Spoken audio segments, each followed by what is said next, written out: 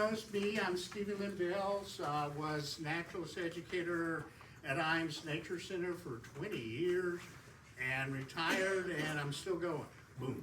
Anyway, this is a great topic because wintertime is when we really start spending more time in, and some of these birds that are here only in winter will start showing up. See if I can get us going. The winter birds of the Tennessee Valley. And one of the interesting things, what happens this time of year, you will have your regular birds, your titmice, your chickadees, your wrens, your nuthatches. They're still coming, but there's safety in numbers. So some of the birds that we're going to talk about, even though they don't come to the feeder, and they will come to the bird bath that's heated and cold day, they still like safety in numbers. Birds cling together so they can watch each other's back. So you'll be sitting there watching your chickadee come to the feeder, and you look at a branch way behind it, and there'll be a kinglet. And the kinglet's not going to come in, but the kinglet's there for safety. So it's called a mixed winter foraging flock. And so this is the time of year you'll start looking beyond your bird feeders to some of these birds that are only here this time of year. Did everyone get a list last time? Great. Okay. What this is a list I pulled together when I was at Imes, and it's if you've got your list, it's fine, but if you don't have it, don't worry about it. After each species, and there's 170 species of birds that are seeable in Knox County. That would be also true with Rome County, Anderson County, some of those other counties that are in the valley. If you get over to Blount County, Sevier County, and I'm from Sevier County, you start to include the high elevations of the Smokies. And up there you got ravens, for goodness sake. But down here, we really don't see ravens. Although it's not impossible, depends on the weather up top of the mountain. But anyway, each one of those species has a letter behind its name. If it's P, that means it's a permanent resident blue jay. It's here all the time. If it's got a M after its name, it's migratory. It just passes through the Tennessee Valley in the fall, and then again in the spring. We're going to do a program in this spring about the migratory, and many of those are those absolutely drop-dead gorgeous warbirds that simply pass through, and in the springtime. So that's the migratory birds. Then that leaves the S birds, like your hummingbird. They're only here in the summertime. By definition, if they're here in the summertime, they're raising young here, but they don't stay around. They leave, and many of the birds that leave are really kind of more insectivores. They eat a lot of insect. That's why they have to leave, and that just leaves the birds that are W's. The winter birds, and I've yet to see a winter bird show up, but they will slowly start showing up. 16 species of sparrow in the state of Tennessee. Don't panic, we're not going to talk about 16 species. That would make me nuts. Most bird people, when they're out counting and they see a sparrow, they just write down LBJ, little brown jaw. So there's that many. The only two really easy to identify is the junco and the towhee. Those are in the sparrow family, oddly enough. Are we, okay. Wow, we're feeling full house. Anyway, it'll just be the birds that have the sparrows that have W after their name that we're gonna look at. White-throated sparrow. This traditionally is the first of the winter birds that I see. They show up, they kind of feed on the ground. They're a little brown sparrow with a white throat and that yellow splash right above the bill and in front of the eye. White-throated sparrows, they traditionally they will come, they will feed. They traditionally are feeding on the ground by the seeds that are being kicked out by the other birds. But you'll bounce around, oh my goodness, there's stuff for it. And so this at my house is usually the first winter bird that comes, and I expect one, goodness, maybe a week from now, because the temperature's going to drop midweek, and so that'll push them on down through here. But there is a caveat with these guys. There's two morphologies. They come in two different head stripes. Whoa. One in the front. Sparrows, I could do a whole talk about sparrows, but nobody come. It's Anyway. too muddy. Anyway, here we go. White-throated sparrow. Notice they both of the morphologies have a white throat, but the one in the front has a black and white striped noggin. And that's official bird term, noggin. And you can tell I went to Gatlinburg, and Gatlinburg Pittman High School. It's a noggin. Anyway, the one on to the right is a tan and buff striped noggin. So they do come in two different colors. If we were talking about when they're nesting, they don't nest here, they just visit. When they nest, they tend to swap out. The black and whites prefer the brown and stripes, so then that makes a mixed, I know. That makes a mixed clutch. You might occasionally maybe hear the song, poor Sam, Peabody, Peabody, Peabody, Peabody, but they nest in Canada. If you're in Canada, it's, oh, Canada, Canada, Canada. Anyway, but you may hear that as they're coming in, but more likely hear in, say, March when they're starting to go back and they're starting to think family and territory, and you may start hearing it more in that time of year. Now the white crowned sparrow, I typically don't get these around my bird feeders, but I do see them around, and I'll always, oh, there's a white throat. Wait a minute. That one does not have a white throat. I told you sparrows make you nutty. White crowned sparrow, but they don't have a white throat, but they do have the black and white stripe. Okay, let's move on. Who's next? Swamp sparrow. I only picked out a few, and this one basically, remember last week when we talked about habitat? This one tells you where you typically find it, in cattails and wetlands. So if you got that near your home, an area of kind of damp wetland cattail, this one you may find. The swamp sparrow, it's got a chestnut brown top knot and a white throat and a gray stripe. It kind of goes all the way around the neck. So that's swamp sparrow. This is one of my faves, and very easy. I took that photograph in front of vines. This one will come to feeders, but they're kind of shy. A fox sparrow gets its name because it's really got a lot of gray. Gray, it looks like a red fox and a gray fox combined. So it's mostly gray with brown underneath. So that's fox sparrow. I think we're gonna leave the sparrows for now, except this guy. Dark-eyed junco. I usually, this is the bird I grew up calling a snowbird. Because they tend to show up when it's snowing. And it looks like, and the legend was, they bounce around in the snow and they clean their tummies off. So it's gray on the top, white on the bottom. There's the entire group are called dark-eyed juncos, but our population, you know, ornithologists sit around in conference rooms to dream all this up. Our population is a slate-colored junco, and if you hike in the Smokies, high elevation in the Smokies, they nest in the Smokies, high up. So our juncos are either coming from the north or they're coming downslope from the Smoky Mountains. That's where we see them. This is the one woodpecker that joins us this time of year. It looks like a hairy, but it's the yellow-bellied sapsucker.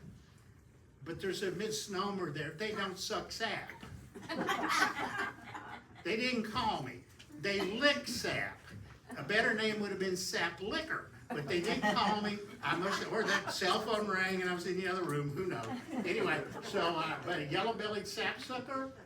You can tell if you have one around your house by they are the one woodpecker species locally that will utilize a living tree. All of other woodpeckers are only working on dead trees or dead branches because it's easy to rip the bark away.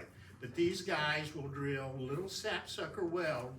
But it's like they've got a Black & Decker drill, and you can tell if it's fresh. You can run your hand over it, and they prefer trees with sweet sap like a sugar maple, and so did we. Anyway, and the tree heals itself pretty quickly, so the bird is constantly re-drilling his wells. The bird that's in your backyard may have 4 different trees that it's working, and it'll go from tree to tree, best to keep this, the well open and leaking some of the sap. And if it's lucky, an insect or two will be drawn in and get caught up in the sap, so it'll lick, and get a sweetness and a little protein with it. So that's sapsucker wells. They prefer, I have a question about that. Yep. When they come back the following year, do they use the same? I don't think so, because at Ines, we had trees that had long rows. I think they drill new wells. Okay. But I'm not 100, Because I have one that always comes, or, Does it always come to the same one, well? Okay. you know, and I didn't know if they. Is I'll it have a to look. sugar maple? Tulip tree? I don't know. Don't worry I about think it. it is a Don't worry. maple. Now, we're gonna cover trees next time. Anyway. If you know if you know roughly 175 birds, you're solid on the birds in this area. If you know 100 trees, you're solid on your trees. If you know 12 ferns, you know your ferns. So that you start with the green stuff and work yourself up. Okay, anyway, that's sapsucker well. Tulip tree, that's the misnomer is tulip poplar. It's not a poplar, it's a magnolia. But anyway, you can tell the bottom run here are fresh wells where the other ones have been healed. So and they love pine trees. Pine sap is sweet, I guess. I need to try that someday. But here's the male and the female. He, similar to other woodpeckers, has more red, has the red on underneath, and the female does not. And sadly, here's one I found that had been hit by a car. It was in a parking lot, and I said, what? And I pulled over and picked the poor thing up, took it home and gave it a decent funeral, and took a photograph. Anyway, well, I was paying homage to her. Poor thing, click, click, okay, I'm gonna bury you. So, anyway, that shows you the yellow on a sapsucker female. Red-breasted nuthatch. I get these sometimes. They'll come with your white-breasted nuthatches in the wintertime, but you can see they much prefer, I live in an oak hickory forest. They much prefer a forest that's pines and evergreens and that produce cones, because they will feed on the pine nuts. So, but that's where they prefer. But some winters I will get them. This means they're not finding enough pine nuts somewhere, or they're coming to the heated bird bath. So that's a red-breasted nuthatch. I love this bird. Oh, This bird is camouflaged. 100% greatly camouflaged. I love its name. It's a brown creeper, and if you ever staring at a tree, and they bounce around the trees around my feeders, and you see this lump going, creeping up the tree, creeping up the tree. You go, oh my God, there's a creeper. And then it'll slide around to the side of the tree. See, look, that's hard to see. That is nature, one of nature's best camouflaged animal. But when it gets around to the side of the tree, this photograph was sent to me by my friend Betty, lives in Kansas. You go, oh my goodness, there's a creeper. I love the name. It's a brown creeper, but they do feed and whatever they find in the bark. And if you remember the class from last year, chickadees are constantly hiding sunflower seeds in bark crevices. And so this creeper's going, oh my goodness, look at this sunflower seed. Whoop. So chickadees take care of everybody. They can hide 1,000 seeds. Anyway, so that's why you're out there filling up your bird feeder. You see the chickadee coming, and I'm digressing here, but you see the chickadees coming and going and coming and going. Are they eating all of them? No, they hide most of them this time of year, so the other birds just luck into them. But here are the three bark birds that you will see skittering up the brown creeper. You're going to see climbing up the tree. The two nuthatches literally can go down the tree. Wow, that's pretty good. So if you see that lumpy lump going down the tree, the white-breasted we have here year-round. The red-breasted only in the winter, and the brown creeper only in the winter. Oh, I love these little guys. Little reds. These are little red. Anyway, typically you probably have Carolina wrens. We all have Carolina wrens. Carolina wrens came to your house. Weedle, weedle, weedle. Weedle, weedle. I heard it loud. Okay, buddy, you're out there. They sing early, they sing late, but that's the Carolina wren with the white stripe over the eye. Many of you may also have a house wren that looks slightly smaller, but no white stripes. So, but both of those species are here year round. What's joining on this time of year is the winter wren, and it's a petite little wren that they're very shy if you've got a good brush pile. And a good thing to do when you're out, every time we get a storm, limbs fall, just create a brush pile, not in the front yard, not by your mailbox. Well, that'd be okay too.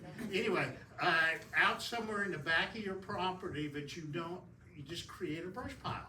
Winter wrens love to hide in brush piles. That's where they spin their dimes and they're bopping around in the brush pile looking for insects, and it's a hidey hole, but occasionally they'll come out and you go, oh my God, look at that cute little guy. So that's winter wren. They do nest in the Smokies as well. So this is another species that's coming down slope for winter. Not a lot of food up there in the wintertime, or it's coming down from the north, but that's winter wren. And this one is not a sad story. This poor little winter wren got caught up in my screened-in porch. And I went out to try to scoot it out. It wouldn't scoot, and finally it was in a position for me to just reach over and pick it up. He was scared. So I just picked it up and took him out and said, you got, well, I did take his photograph first. But anyway, you gotta document these things. Anyway, that's a little tiny winter wren in my hand. He was scared to death. As soon as I opened my hand, he took off. He didn't come back. He said, he learned what a screened-in porch is. You don't go in it. And so here are the 3 wren species in our area. Winter wren only in winter. If you hike in the Smokies, you'll see one in the Smokies, and they are gorgeous singers. And then house wren and Carolina wren, that's the 3 wren species locally. But there's wrens all across. In fact, there's even a wren that builds nests on cactuses in Texas, right? That's called a cactus wren. Don't worry, we're not going there right now. We may load up the bus later and go to Texas, but not right now. That's the #1 team in the country. How is that? Anyway, move on. Your little kinglets. If you can imagine, I love these guys too. If you can imagine a bird smaller than a chickadee and bouncier than a chickadee, that's a kinglet probably. We have 2 species. They're only here in the wintertime, and they're bouncing around. If you're going, what is that bird bouncing around? And again, they may not come to your feeder, but they may come close because birds like to hang out together this time of year. There's safety in numbers, and if any one of the birds sees a cat or a Cooper's hawk, they let out an alarm and all the birds scatter then and hide. So you may see a ruby-crowned kinglet. They're not easy to identify because you're usually looking at the stomach. They're above you, and you're bouncing, and you go, come on, tip that head, tip the head. And even if they tip the head, you don't always see that red top knot. You don't. So again, the clues to identifying these are fidgetiness and smaller than a chickadee. So those two things, if they're bouncing, is that a kinglet? And then you just keep watching until this. That's how they spook away. That's how they spook away something, or that's how, in the springtime, that's how they would attract a partner. Look at that! Wow. So anyway, that's the flash when it's exciting. So that's the ruby-crowned kinglet. Move on, and to the other one. The other one is the golden-crowned kinglet. These guys, they have a golden crown. These guys they nest high in the elevation of the Smokies, and it's a wonderful story. They can do 2 broods a year of up to about 8 per. A lot of kinglets don't make it. They're so small. So when they get to the season on the Smokies to raise at the top of the mountains to raise young ones is very short, much shorter than down here. And so they have to quickly produce, well, I think she has to quickly produce. Well, truth is this. Yeah, she quickly produces 2 clutches of 8, and when that first clutch of 8 fledge, they fall apart. And then she's ready to start over. And so this is one bird where the males are great fathers. Father golden-crowned kinglet. He teaches all the young ones everything they need to know about being a golden-crowned kinglet. And that probably takes months. Move on. Anyway, here's a photograph of what you typically see. And if you're trying to identify the kinglet, you are watching it, and you hope it just dips his head. This is what you want to see. And with the golden crown, there is the white face, stripe above and below the eye. But that's golden crown kinglet. And then occasionally, wow, now that is flashy. So that's a photograph from Cornell. That's a golden crown kinglet, just showing why he's called that. Anyway, who's next? Warbler. Yellow rump warbler. This is in breeding plumage, so this time of year they're not that spectacular. But this is the one warbler that we traditionally do have in the wintertime. And this, next spring we'll be doing a class on migratory birds. There's about 12 or more warbler species that pass through the valley going further north. But you will see these, not like this, but like this. And the nickname is Old Butterbutt because of that. Sometimes I'll be watching, I'll just see a yellow dot flying through the trees and go, what the world is this? And that's all you see is really that little butt. But they also have yellow, similar to back up. Don't know if I know how to back up. Don't worry about it. Where am I at? I've lost. Well, I hope you enjoy. This is Rebecca. Without her, I'm lost. Thanks, Rebecca. What did I do?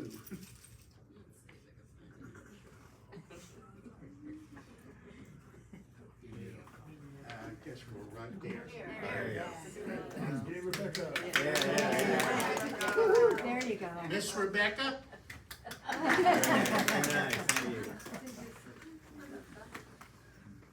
got my train of thought. Anyway, so this is the one warbler you will see, and often all you see is a yellow dot flying around. So that's a yellow rumped warbler. Whoa! Hermit thrush. If you really know your birds, you may be lucky to have a wood thrush in the summertime in the woods around you. Many consider it the best singer. Now this time of year we get wood thrush move on. They migrate south, and this time of year we get hermit thrush that come down from New England, and they look very similar. And with hermit thrushes, the name is apple. They hide and kind of be alone most of the time, hopping around. So that's the hermit thrush. You might see it bouncing around in the woods behind your house or by your yard, and it looks very similar to this bird, the brown thrasher, but the brown thrasher is related to the mockingbird and much taller and lankier. So the hermit thrush is the little brown bird with a speckledy front, and but while they're here, they really don't do much singing, but you will see and they're ground feeders.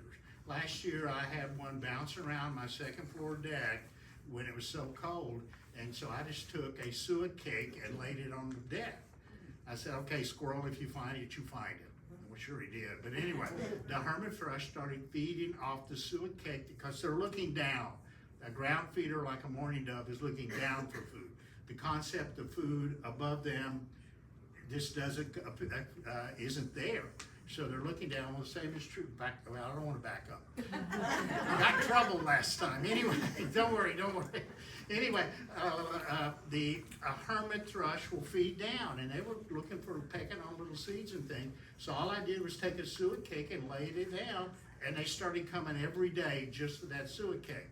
So bloody brown thrashers here year round. They're hidden also in the shrubbery year round, but that's the bird that's related to the mockingbird.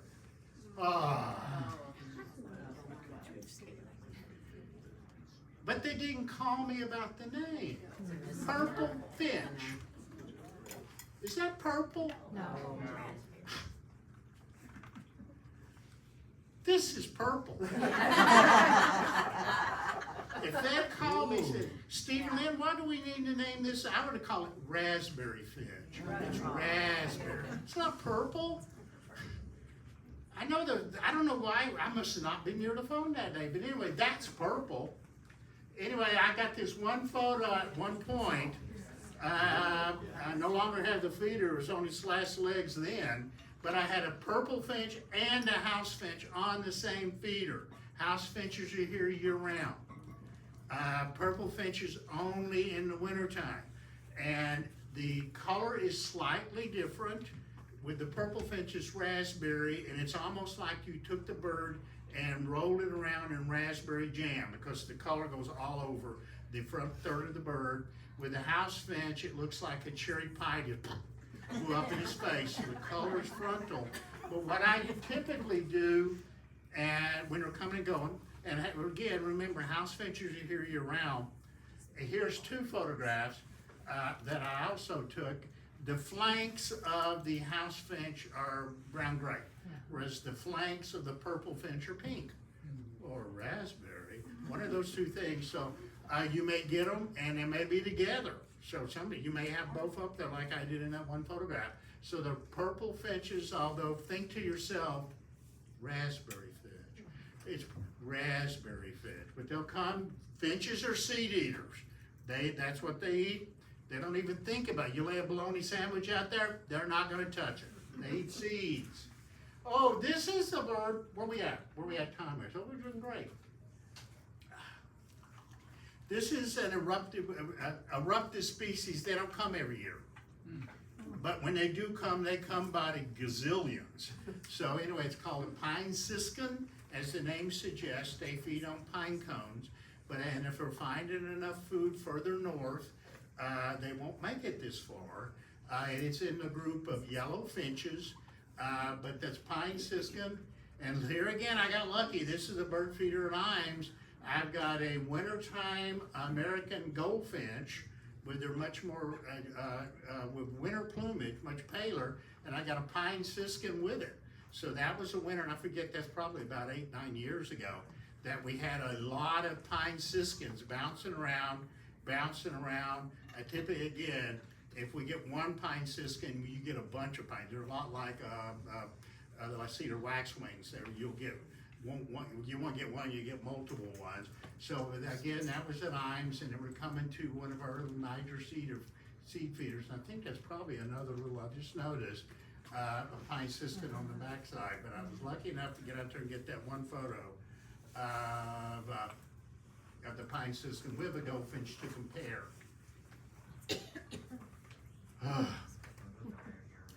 This is a bird we really don't see anymore. This is a bird that's dropped in population, an evening grosbeak. Growing up in Gatlinburg, it was fairly common when I was growing up in Gatlinburg. Back then, Gatlinburg was a tiny little town. We locked all the doors in November. Anyway, we would get evening grosbeaks in, and they would come in good flocks. And it's a big, yellow, chunky finch. But this is a bird that's rapidly been declining for decades. It's evening grosbeak. It's a much chunkier finch than the others, and you can see where the normal ranges are, but we would get them in the wintertime. But it's estimated that that their population is down 92% since 1970. I was still in Gatlinburg. Okay, anyway, the only time I have seen one of these in 40 years, excuse me, there was a group that came into a house in Townsend, and word got out, and I was called and said, you can come see, but don't tell anybody. They didn't want 500 birders in their backyard, because that's what it would take. If the word got out that a group of evening grosbeaks were in your backyard, you'd be selling tickets. To what do they attribute the decline? Do what? To what do they attribute the decline? What did they attribute? Well, I've read several things. It's mostly pesticide use, I think, in Canada. But I also have heard, if you want to be positive, one reason we may not be getting them is the number of bird feeders across the northern tier. Everybody now has bird feeders. And ever since the pandemic, the number of bird feeders even skyrocketed. So it's quite possible that there's a lot more than that they don't come here anymore, they don't have it. But there was one group in Townsend, and I rode it over. Couldn't find the house again if I had me to. Anyway, the backyard is full of evening grosbeaks. Goodness gracious. I thought I took photos, but I couldn't find them I was gonna add. So, anyway, evening grosbeak, a gorgeous bird. Yes. Now, they probably won't come to your backyard, but yes, we have gulls now. They've been coming since the late 1950s. The original theory, and they don't come in from Myrtle Beach, they stay in Myrtle Beach, but they come down from the beaches in New England, and they think in the late 1950s, they were blown inland by an intense storm, and they liked it so much they come back every year. So we have 3 species of gull. So if you live near the lake, out about, and you think, is that a gull? My goodness, is that a gull? Yes, probably so. The number one, but as I was taught by the bird people, the gull in the middle is the most common. If you see a flock of gulls, they're probably all ring-billed gulls with the ring around the bill. If you happen to see, and they'll stand on the shoreline, if you happen to scan, and this is what you do when you're doing a Christmas bird count, and you see a flock of gulls kind of standing on the shore, you scan them with your binoculars, and all of a sudden if one looks small, that's a Bonaparte's gull. And if one looks noticeably bigger than the others, that's a herring gull. So that's kind of how you're taught to do a Christmas bird count. You're counting the number of gulls as best you can, and if one is small or if one is big, then you go, wait a minute, there's a Bonaparte's and there's a herring in with them. But by and large, it is a ring-billed gull. And we got a bird of prey that is a migrant. It's a very large bird of prey. It's got a 43-inch wingspan. And the males are gray and and they're called gray ghost. And the females are brown. This is a bird that you're gonna find in a meadow, Cates Cove or Seven Islands. But if you're watching across one of those large meadowy places, or if you live out in the country, and you're watching a bird of prey fly 10, 15 feet off the ground, back and forth, and it gets to one hedgerow, and it'll move over, back and forth. Just that one behavior. Oh my gosh, is that a harrier? And that's how it hunts, low to the ground with this watching down, but it really is very methodical. It'll work its way, peel all the way across. Then how to confirm that with your binoculars, you'll look for the white rump. When it makes a turn to come back, oh my gosh, it's got the white rump. So that's a northern harrier, female's brown, the males are gray. There's not many birds where there's birds of prey that look that differently, the male and the female. But they're here almost every year, yes, in Cates Cove or Seven Islands. Oh, we got time. So we got time. I can chunk in I can ooh and ah you. Okay. Wintering hummingbirds. Ooh. I wrote this article about winter hummingbirds. It's really about Mark Armstrong, who's got the federal license to catch and ban wintering hummingbirds. It's in that edition of the Tennessee Conservationist 2018. We did the most common wintering hummingbird, and the only one I really think that is seen around this area is the rufous. So, should you take your hummingbird feeder down? Not necessarily. These guys are attracted really to yards with lots of flowers. Hummingbirds love flowers, flowers, flowers, and some flowers will be still blooming into December, maybe into November. So it's possible to attract a wintering hummingbird that really, and they honestly don't know why. These are birds that nest in the Pacific Northwest. The only rufous I've ever seen in my life is in Washington State. That's their normal habitat. But they migrate down, and there's two theories that this is a recent phenomenon or it's not recent, we're just now looking for it, or they migrate all the way to Central America and it's too crowded with hummingbirds, so they come across the Gulf and where they can find flowers here in the southeast. So it's possible to see a hummingbird that's kind of UT orange outside your window. So if you think you maybe, go ahead and keep your hummingbird feeder fresh and out. Now, if it's gonna be below freeze, I mean, sugar water freezes at a lower temperature than 32. So if it's gonna be really cold, you can bring it in and put it back out. But these are the other wintering hummingbirds that have been seen in Tennessee. But the most common one here, and they're rare. But I'm working you up, You'll be calling the store going, I got one. So that's a rufous hummingbird UT. You can't misidentify it, it's gorgeous. So that's rufous hummingbird. And now, last but not least, we've got an owl that comes, and it also comes to Cades Cove with the harrier. It's called a short-eared owl. They're a meadow owl from the prairies in Canada, but they'll come south in the fall to hunt, and they may make it all the way to Seven Islands or Cades Cove or another large area of open grassland. They're really a grassland owl. They're not a woodland owl. They're a grassland owl, and the word will get out, oh, there's a short ear at Cades Cove on Hyatt Lane, and so all the birders will zip over there. And with any kind of luck, I write about this in my third book, right? Anyway, with any kind of luck around twilight, you'll see them fluttering about like a big moth. So that short-eared owl, they do have ear tufts that they kind of stick up a little. But again, that's just an alarm thing, they're not ears. So that short-eared owl, ta-da! I think we're finished.